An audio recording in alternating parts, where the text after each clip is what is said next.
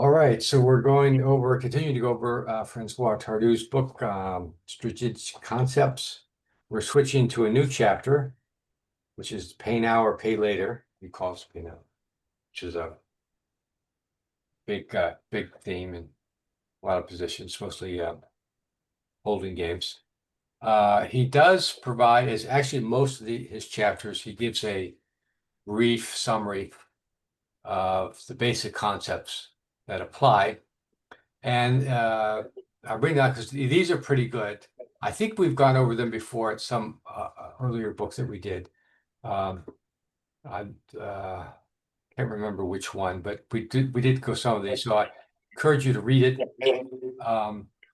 Like virtually all his others, uh, basic concepts that he describes, almost none of the examples that he gives are useful for applying these ideas. So, including the ones that we'll go over tonight, they're still great problems, but um, knowing the basic concept that he writes here aren't going to help you with them because they're completely unique. So we'll take a look at them. Um, well, let me I'll highlight one, probably the most important one, is the first one here. After paying now, have you actually improved your flexibility in the game? And is the game more or less in the bag? So generally, you're going to want to pay later unless you're you know you're going to win if you don't get hit, right? Which is essentially it. And so that's kind of the primary rule. Um, And there are other things. Okay, so does your opponent improve your board? Is your opponent improving his position or not? Are your chances of escaping without leaving a shot extremely low? So you might as well leave it now.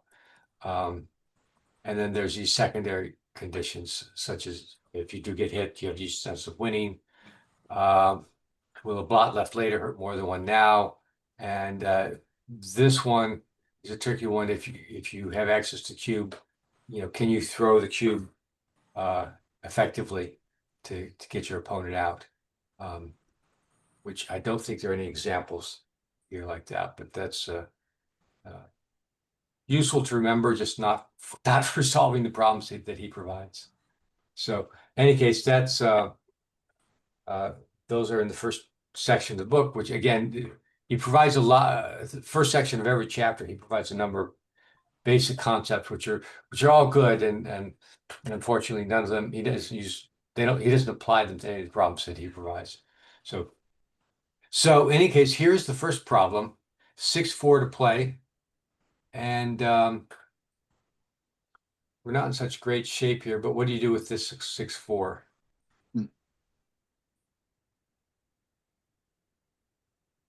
What choice do you have? Well, roll again would be a good one. I Uh, mean, hope you get one. there's only one play, isn't there? Well, you either come out or you come in. Um, and Oh, neither one is very promising. Did you have something other than one of those two? I mean, there's two plays. no, One of them's right, and one of them's I don't even consider one of them a candidate. yeah. Um, yeah. Okay. So you're right. For those of us that don't find it obvious, why don't you explain your logic, kid? Well, if I play 8-4, 8-2, it's a concession, and there's still gammon danger. If Yeah. I run, half of his numbers don't point on me, and maybe I'll do well in the next exchange. Yeah. Yeah. Well, yeah, that's right. Coming in now is basically giving up the game because you're left with an ace point game where you have no timing. So you're not likely to get gammon, so that's good. But your chances of winning are near zero because your board is going to crash, barring double sixes or something like that. Um, and if you do roll a six, you're going to be forced to come out at some point anyway. Uh, probably when black has a better chance of hitting you, or after you've already broke your board. So, the answer here is you must come out, and every other play is a blunder. And this halfway play is even worse. What question? I'm sorry, what, Jacob? I didn't hear. Yeah, one question. If the cube was on the other side, would it be a double after that play? Oh, it's cube's on the other side? If on the other side, it doesn't matter what you do, the game's over. Yeah, well, Jacob's question was, is that a double? And so if we're playing black, I would say it is. I mean, I guess Is it a take? I'm sorry, well, it's certainly not a take. The other question is it gammonish enough to Oh, justify it? no. Probably not, I would think, right? Well, look at you, we can see the numbers here. It's No, you have to put the cube on the other side, right? Doesn't matter. Yeah, there, now. But bring the checker out. okay. So here, so here it's It's a pass. the ones here show that it's a double and a pass. Yeah, okay. So Doesn't matter. it does. So it doesn't matter. Yeah. So the answer to your question was, black should double and pass. This time it's not there. There aren't enough gammons here to justify playing it out. Although you've got. Let's change it a little bit and see. We can do the analysis. So it's a redouble and a pass. 22% gammons. I guess that's not enough. It's only 80-20. So with 22% gammons. So that's not enough to justify playing on. And there are some bad rolls. Anyone that probably misses white here or doesn't point on white. And even if you do point on white, theoretically you can come in and hit and then do that, and then black can dance for a long time. So yeah, it's 80-20. So big double, big pass. All right. Oh, let's see. It's Tardieu's explanation. You will sometimes have to leave an anchor to seek out contact, but be careful not to overestimate your gammon losses. And so I guess he says that to answer Jacob's question, is it too good to redouble? Or meaning, are there so many gammons that you don't want to do that at all? And so the answer here is no. Okay.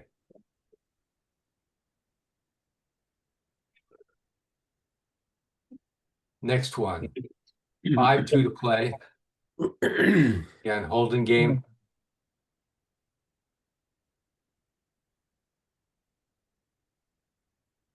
And so question here is, we can run out from the back with 1 or 2 checkers, or we can play in.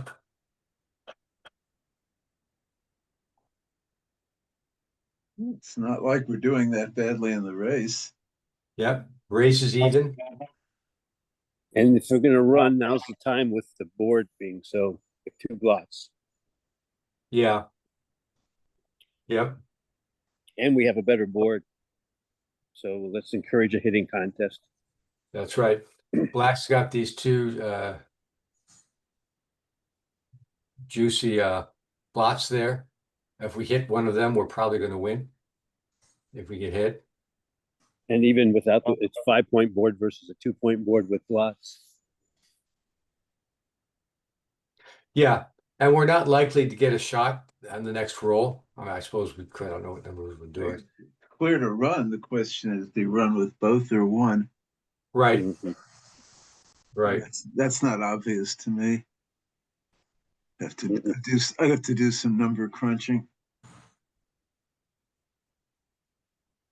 If you run with both, you're duplicating a lot of ones. Well, everything's duplicated.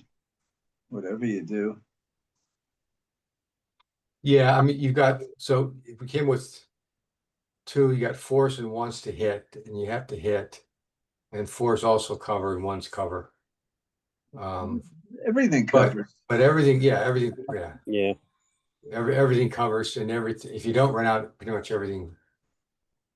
I wouldn't say that everything doesn't hit. Fives don't hit. Fives don't hit anywhere. Huh. I mean, in most positions, it's like this. It's right to run with both, but here it might be right to run with one, because if he hits you at that moment, he has 3 innerboard blots, and he might not be able to hit and leave only 1 blot. Yeah. Well, Whereas, he's got to hit with whatever he hits with, and then roll a 1 or a 2 to cover, or a 3. well, no, a one doesn't. Oh, I see. Well, One- 1 covers 3 to 2. One, yeah, right. So he's going to do that rather than. Yeah, but if you run with both, I guess you run with both just because it's fewer shots. Mm-hmm. You know, then only 1s and 4s hit. Yeah. Yeah. I'm not sure. But the key thing here is you have to run for the reasons that we've already given. Oh yeah. It's the race, you know, you're ahead in the race after this by or is 7. You're even, say, basically even in the race. Mm-hmm. If you bring your checkers in and you have a better board, if you bring your checkers in, you're going to start either to crack your board, or you're going to start playing checkers deep, which is going to cause you to lose, I guess, lose out in the race, I guess. And you eventually have to run pretty soon. So you're going to have to run soon anyway. Eventually, Right. you'll get a 6 or a 5 or something that forces you out. So there's that. So the race is key here. Also, black's got 2 blots. So when is a better time to break your anchor than when black has 2 blots? Right. Barring, I guess, double ones, if you leave it here, or even whatever you do, if you come out, if you get rolls double ones, that's a joker and you lose. Right. But other than that, What's you know, the variance as to which running play is better? yeah. So that's the question: which running play is better? I think they're close, but I think both coming out is correct. Both out is correct. Yeah. But it's close. Yes, I guess 0.05. I wouldn't. That's not really that close, actually. Yeah, I suppose it's not. Guess it's just fewer shots is what it boils down to. Mm-hmm. Yeah. I guess that must be it. Okay. Well, the main, for our purpose, I think the main thing here is you've got to run from this position. The race tells you that, and the blots tell you that. I wonder if that's true if we cut out the blots. I would suspect it's still right to run, but I don't think so. no. No. Well, you can play reasonably in with a 11 to 4. Play comfortably, and maybe next time he'll be leaving blots, and he's got to play something. Yeah. And it's not like Yeah. he's going to improve next turn. He might deprove. Yeah. Well, there are some roles that would improve his position, but Yeah, but there's some that don't. Look how his 6s play. yeah. Yeah, 6s are bad, but he could make that point. His 4s are bad. I mean, why give him a joker now? Yeah. Just look at that one. Yeah, so this so this is actually It's a photo. 50-50.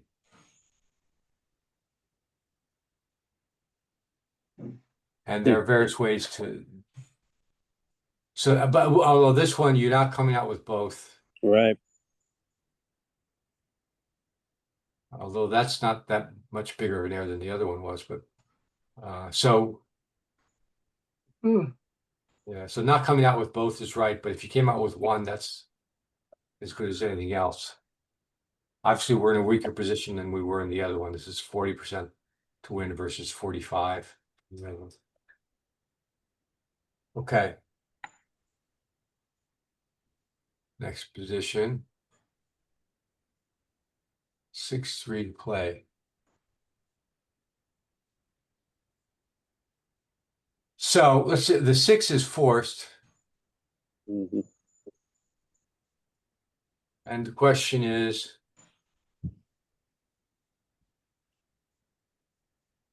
what do we do with the 3? And it's either going to be, it's going to be come down or come in and cover.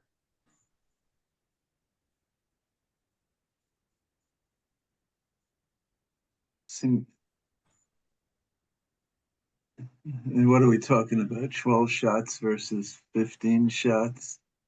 And by staying back, you give him a lot of bad numbers. And it's not like you're ginning the race. Yeah, we're after the roll, we're up 4 in the race, so it's basically an even race. Oh, Well, no, no, we're they've got a no, lot of we're wastage. a good bit ahead, but Yeah. not gin. Right. Well, yes, that's true. Black has, if we come down, Black has 4 crossovers, plus this is, let's say inefficient, bear off with all the checkers on the ace and the 2. So we actually are probably slightly ahead. Being 4 pips ahead on rolls, when you're not on rolls, typically an even race, but we do have the advantage that Black has a bad distribution. Yeah, staying back gives him so many bad rolls.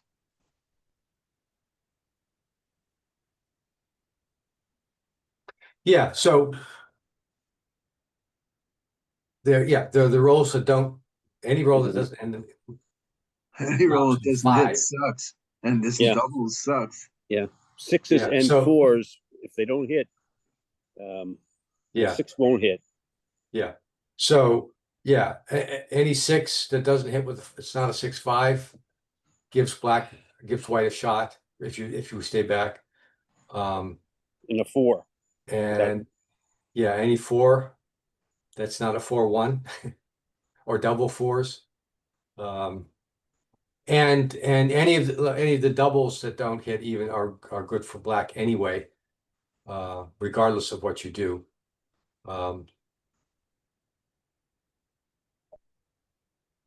So what does that mean? So the answer here is to stay back and to cover. Mhm. Now, I don't know how much covering matters here. Well, it matters. Let's take it away. Give you an extra pip. Now look at that. Matters a lot, actually. Now it's a photo, huh? Mhm. Yeah. So now it's even. We're 55% to win at 4. How much was it right by originally? I missed it. So it's right. It's a blunder not to. 81. Okay. Yeah. 0.87 on plus. Mhm. And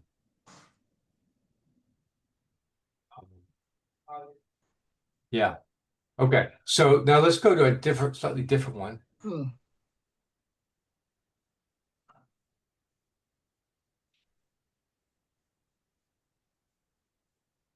And so now we don't have the 6 prime.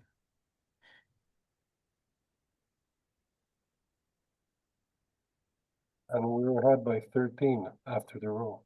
Yeah, now Yes. And now we're up. now we're well ahead in the race. Mhm. Yeah. So this, what do you think? Should be pretty clear? I would leave fewer shots. 2 down, I imagine. Mhm. Yeah. So this one, it's clear to come down. We're playing for the race. I just look at these we're now at 67% to win coming Mhm. down. And we only lose by getting hit pretty much. That's not quite true, but we're up 13 after the race.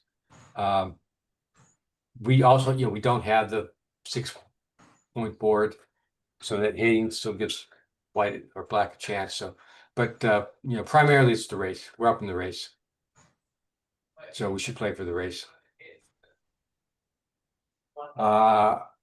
Didn't read the explanation. The explanation for this one is, with a tangible lead in the race, try and minimize contact when behind, or if the race is equal, seek contact when your board is stronger. So it's the race and contact. Here we don't want contact because we're up in the race, and our board is a little bit stronger, but not that much stronger. Whereas in the previous example,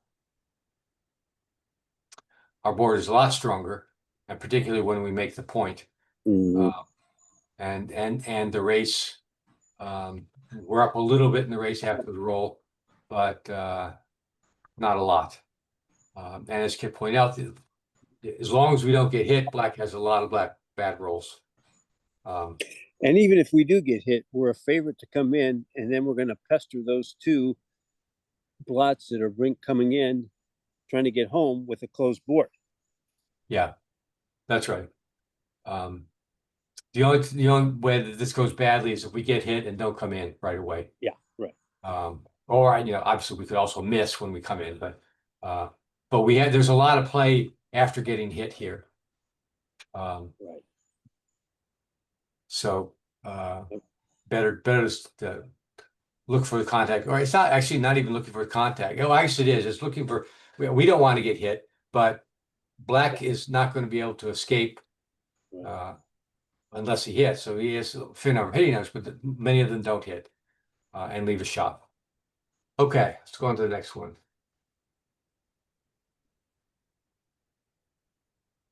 5-2 to play. All right, so we are forced to break one of our points. And the question is which one? Why? Yeah.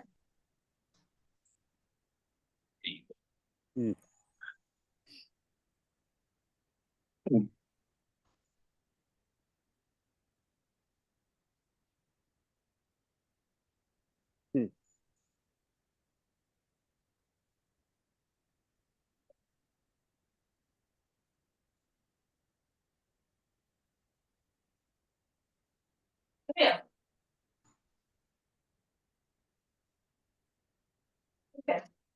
Yeah. All right, so what are the things that we see here?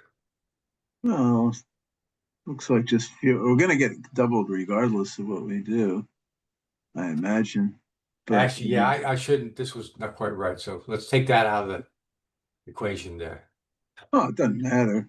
I mean, we're going to take, so it doesn't really make any difference. Well, But The only thing about 13-6 is we duplicate sixes that cover and hit, right? yeah, but that's duplication for duplication's sake. I think we just leave fewest shots. Actually, in this position, we surely should have doubled instead of rolling 5-2. I mean, there's some argument, I suppose, for 13-6, and that his small numbers, that if we break the 10 point, some of his numbers which don't get by are numbers which hit, but it still looks to me like fewer shots.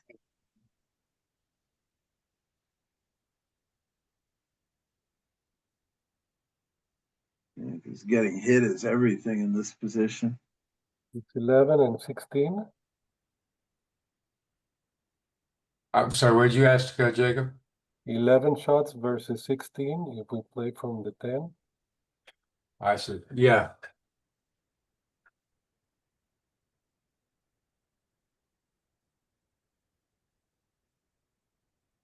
Yeah. So the question is, if you give up, is it worth? I I mean, that's huge. 5 times out of 36, we get hit versus not getting hit. Do we really have that much gains in the other variations? I don't think so. Yeah.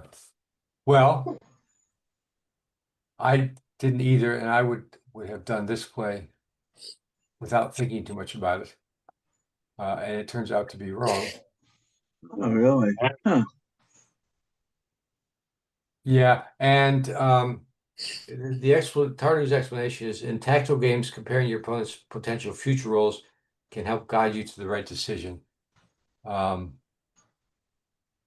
he points out here that there are first of all, there are some really bad rolls and ones that don't amount to more than 6. And if you do roll 6, the 6s are duplicated, so there's that. That doesn't amount to much, but it's something. I guess the big consideration is small rolls, the ones which don't get by. Yeah. You don't want to be giving him aces, which are most of his small rolls. Yeah, that's true. Double 3s are blocked. Now, just worried about what is this? The duplicated of 6s, does that matter? And does this blot matter? So let's put the blot, let's take away the blot. So they put it here. And it's still the same play, but it's much closer. So that blot there mattered a little bit. But it's still the same idea. Black's low numbers are hurt him a lot. He also mentioned this is a more efficient bear-in, having puts a checker on the 6 point. A bunch of little things that matter. His explanation for this is or summary explanation in tactical endgames, comparing your opponent's potential future rolls can help guide you to the right decision. And he goes through that in length, but and what he's pointing out is that you have the rolls that don't matter. You have the 6s that don't cover. Plays like rolls like double 3s are really not good at all for him. And so all that adds up to a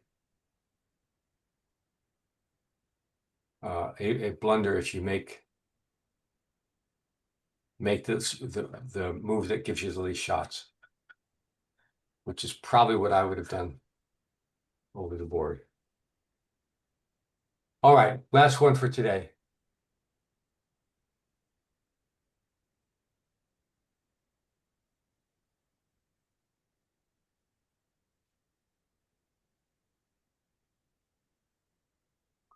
So this is similar to the other ones in that after the roll we're up 4, which is basically even. Our boards are nearly identical. I thought we saw this position.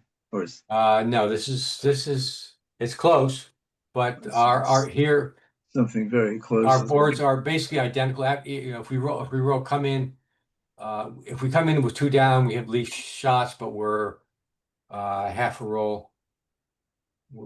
We're half a roll ahead. We're up by 4 with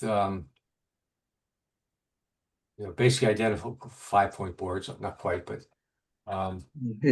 here he doesn't have very many rolls which don't get by or hit. yeah. If we stay back, what's he got? 1, 2. Well, he's got some. 1, 2, 1, 3. Double ones. That's about it, huh? Yeah, double 1s, 2-1, 3-1. Yeah, 5 rolls. that's all. And then we have to hit for it to make a difference. And now number of shots does matter.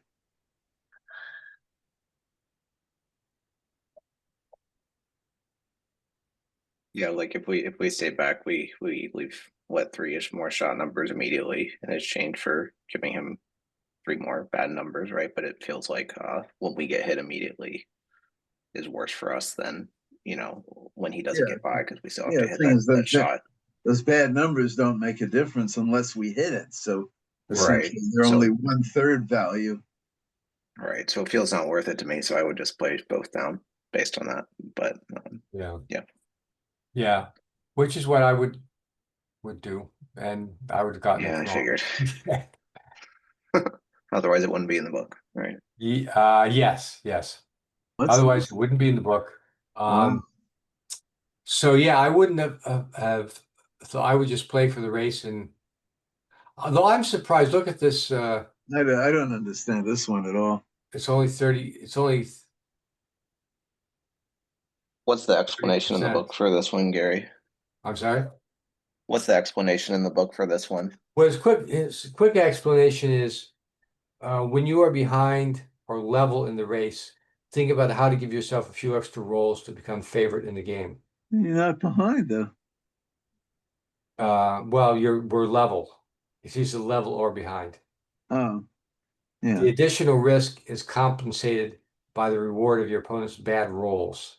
So this is what he's saying is the bad rolls. All those that are under 5 are bad, which leaves shots. And it says also don't forget that your opponent's bad rolls will be good for the race. I'm sorry, your opponent's big rolls will be good for the race anyway.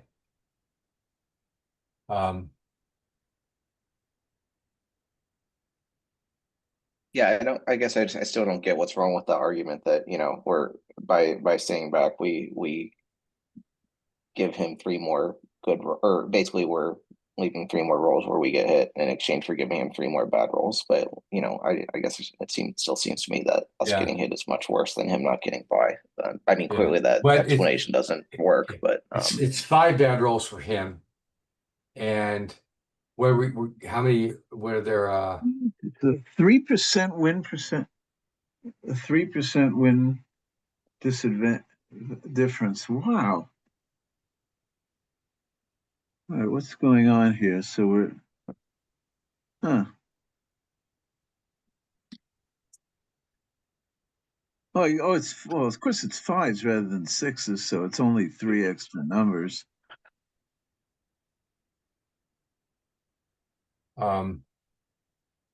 Yeah, well, that's true. We're giving them 3 extra numbers, and we're trading that for 5 numbers that are really bad for black. Yeah, but we only gain on them, you know, a If we third hit, of a third of the time.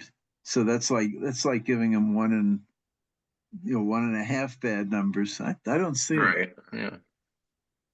Well, let's say he rolls one of those. Wouldn't we double him? With it again, the cube is probably let's just put Look the at actual example is just look at the win percentage difference. I mean, that I forget about the cube. Just look at the win percentage difference. yeah. What's 2.6? That's I don't understand this. Actually, it's only 2 on plus. Can you look at the dice distribution for the top two, Gary? I'm just curious. I don't know what's going. I'm trying to plug it in too. I just can't figure out what's going on. Double 5 is bad for black if we stay back. I'm sorry, Ray, what did you say? I couldn't hear. If black rolls double 5, that black will leave a shot. Huh, That's true. that's a good point. Yeah. Is Yep. that swinging it? It's probably enough to swing it. There's a good test. Put black's spear in the 4-point, move it back to the 5-point. That'd be interesting. See if this makes much difference. Closer. Yeah. Not closer, but not much. Okay. Man. A little bit. Yeah, I mean it makes them about as much difference as we thought it would make. Why is this not? Well, yeah, it goes from 2% to 0.8, 0.9. Well, So it's something. Yeah, for well, one that ball, makes that's sense. Double 5's a hit. Happens one time in 100. So yeah. All right. So So maybe with it's, those, maybe it's because it's in French, if they're using metric system. Maybe that's what we don't understand.